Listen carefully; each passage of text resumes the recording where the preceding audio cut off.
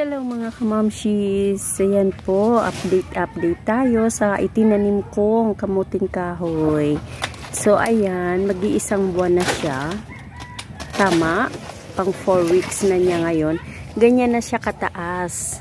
Ayan. O diba, matataas na siya. Ayan. Sa 4 weeks pa lang yan, isang buwan. Ayan, nabuhay na rin yung itinanim kong rambutan. At meron na din dito kalamansi. Ayan. May kalamansi. Bagong tanim lang last week. So, bali. Ayan. Kakadating lang namin ngayon.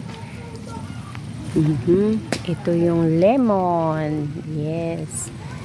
Ayan, medyo marami-rami din yan. Hanggang doon sa dulo. Diba? Marami.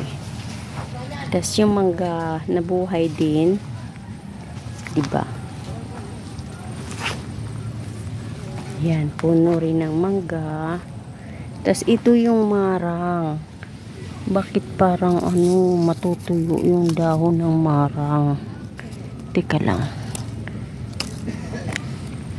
Kailangan siguro siya diligan mamaya. Pero umulan naman dito. At yung tubo.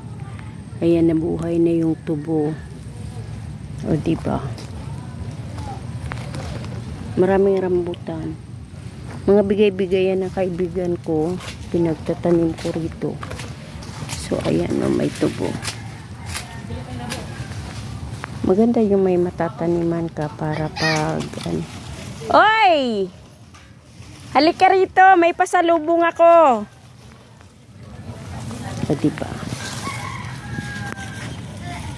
Ayan guys, i-update ko na lang kayo sa mga susunod na vlogs. Ayan, meron dito sa kapitbahay, oh. Oh, kaway-kaway.